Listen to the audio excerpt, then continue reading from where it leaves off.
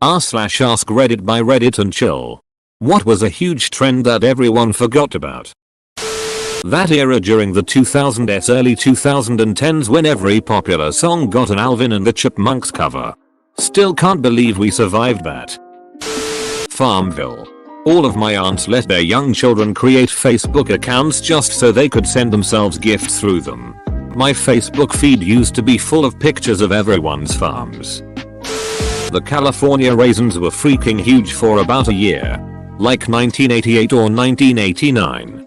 I heard it through the grapevine, as performed by the Raisins, was on the radio.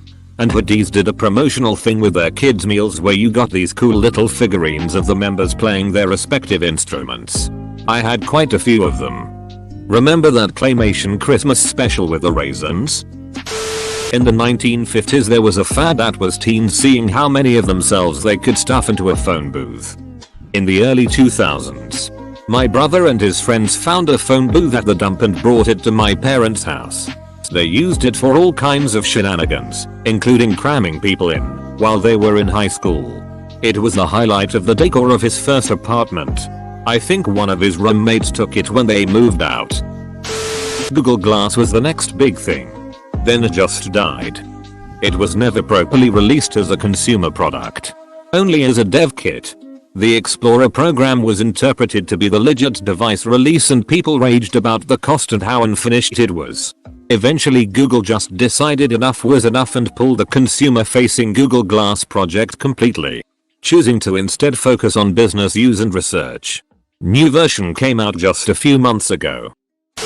When I started college in the mid-zeros, almost everyone had a BlackBerry, the Crackberry era. We'd be messaging each other on BBM all the time and all that shit. By senior year those phones weren't even a passing thought on our minds. It's impressive how quickly it changed. And all the phones you could slide out a full-size keyboard. It felt like such an upgrade not to have clicked a button several times for one letter. Though I did get super quick at texting using them and felt so accomplished I could do it without looking down. Those rubber bracelets teenagers would wear that apparently had to do with sex. I hope someone knows what I'm talking about. If you grabbed a girl's black bracelet and broke it, supposedly she was supposed to have sex with you. The different colors meant different things. Waterbeds. Watching media from the 80s and you'd think they were in every home. My parents still have one and have slept on that same one longer than I've been alive, 31 years. They last a long ass time if you take care of them. Jelly shoes. Using 20 to 30 tiny butterfly clips to accent hairstyles. Those little clips did nothing but become hazards once dropped on the floor. Ed Hardy clothes. I went to Vegas for a bachelorette party in 2007 and there was an Ed Hardy convention at Caesar's Palace. I shit you not. Thousands of guys looking like Jersey Shore. Those bracelets that made you more stable, balanced or pull toxins out of your wrist. Power balance bands. I remember when all the cool kids at my school had those. AOL chat rooms with strangers in the teen chat. Also, AIM and putting up intricate away messages that included your friends and googling AIM away message templates and shit. Damn. I feel old as duck now. You'll remember the Sidekick with AIM pre-installed? I remember seeing how long my crush had been away from his computer and imagining all of the amazing things he could be doing. Crackle nail polish LMAO. Row. I really forgot about this. I think I still have some of that stuff. Metrosexual. Segways were going to change the world. Even though Segways didn't. Their inventor, the guy who formed the company behind the Segway, Dean Kamen, has. Even though he's not normally recognized for it. You know, Coke freestyle machines were invented by him? They were based off one of his many medical inventions. Edit. Because everyone is bashing Dean Kamen for sucky freestyle machines. Kamen was only responsible for the initial design. Source. Coca-ColaCompany.com link. A team of 6 engineers are responsible for what you have today. The freestyle machine was commissioned by Coca-Cola so Kamen could afford to produce a new water purification device. Probiotic.com link. Dean Kamen's inventions aren't as simple as shitty Coke machines. No. He's invented many items that aren't as easily recognizable. Among these is the auto syringe.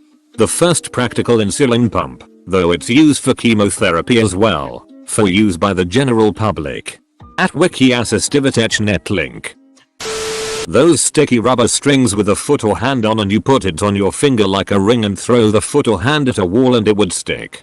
You could get them from 20p machines in the early 2000s. And then they immediately get all dirty and hairy and gross. Rainbow loom. Everyone had like a gazillion different little rubber bands. I still find them around my house. Oh god. I worked at Michael's when these first hit the market and people went bananas. They were super strict about how many each store could get, when they could be on the floor, never using coupons on them, and naturally by the time supply caught up with demand the trend was dying and we couldn't get rid of them. Butterfly clips. Cucumber melon bath and body works spray. Dream or grass spray from the Gap.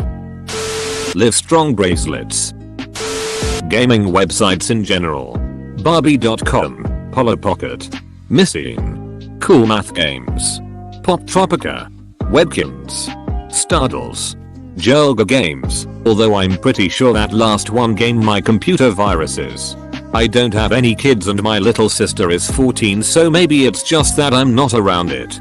But I feel like kids don't play gaming websites anymore. There are too many easily accessible F2P games now. Flash games were absolutely essential growing up though. The Lambada, Aka the Forbidden Dance circa 1991. Personalized ringtones. I rarely hear anyone with custom ringtones now. Bluetooth earpiece for calls. I use customized ringtones for each family member. Then again I'm old. Fingerboards. I still have my tech deck. I had a whole park when I was little, I was all about it. Being older. I'm gonna go with Cabbage Patch Kids. I remember seeing moms about to brawl with each other over those damn things. Remember, each doll was different, so it wasn't just grabbing one off the shelf and being satisfied that you got one. People wanted to pick through every one on the shelf and find the one they liked the best. If two women saw the same one at the same time. Oh boy, here we go. Yeah. My sister had some Cabbage Patch dolls. I remember they had Xavier Roberts stenciled on their butt cheeks. What about Pound Puppies? Or Popples? Lol? Burning custom CDs. I'm still burning CDs like it's 2003. Girls wearing huge belts right under their breasts. Yes. I did take part on this as well. Edit. Since there has been some confusion about what I mean. Here are a couple of examples. 1bpblogspot.com link/kkkjpg. lindajuhala.com link. Yes. This was a thing. They were giant and we looked like pilgrims. Zoot suits. There are so damn many trends in history that get forgotten about. I've written about that time when Frenchmen used to pretend to get butthole surgery because they thought it was cool before. But history is littered with stuff that was in. Until it suddenly wasn't. Take, for example, Sheila's green. It was the go-to color for about 100 years after its invention in 1775. If you've ever wondered why dresses and wallpapers in Regency and Victorian period dramas often tend to have that vivid green color, Sheila's green is why. The only problem is that it was made of arsenic, which is pretty damn toxic. There have long been rumors, in fact, that the arsenic-laden wallpaper in Napoleon's bedroom caused the cancer that would later kill him. Oscar Wilde's famous, and possibly apocryphal, deathbed epigram, "This wallpaper and I are fighting a duel to the death. Either it goes or I do," might have been a little more literal than intended in some cases. It's wild that Wikipedia has an article about a color without any pictures. Here it is. Edit. I haven't messed with uploading images to Wikipedia, or looked into how they'd want the page formatted. Here's an IMG link. Edit 2. Wiki is updated. We did it, Reddit. Well, Stammer 123 did it. Tramp stamps. If you were around 18 between 1998 to 2004. Source. Graduated high school in 2001. And have a butterfly on my lower back. The Germans call them Arschgeweih or ass antlers, which is the most fitting name ever. Barrettes and baby bangs. Yo, remember those little plastic butterfly clips from the 90s? Hyper collar shirts. The ones that change color when you wear them. You weren't anyone unless you had one. Now no one remembers. Pet rocks. Mood rings. Chia pets. It's peanut butter jelly time. All your base are belong to US. The Numa kid. Rest peacefully my sweet prince. Neopets. 10-year-old me pretended to be sick so I could stay home and grab some limited edition Neopet once. I miss the days when I would be excited for each day to harvest the daily free omelette and free jelly. Flappy Bird. Didn't the guy who created it kill it? That weird time when everything was mustache themed. Oh, and bacon themed. Inflatable furniture was all the rage in the 90s. My sister and I got an inflatable couch for Christmas. The basement flooded that year and we used it to float around down there. It was awesome. Those weird hoverboard things from 2015. My kids still love their hoverboards and so do their friends. I occasionally see them on the campus I work at too, although electric scooters have become more normal. Pogs. Remember Alf? He's back. In Pog form. From a 90s early 2000s perspective as a girl. Scarves as belts. Glittery scarves. Bandanas. Pegs paper clips as earrings. Flare jeans. Leopard print meant you were cool. Screensavers on brick phones. Bluetoothing them to friends. Singster sleepovers. Joke books. The stress of Lemuar.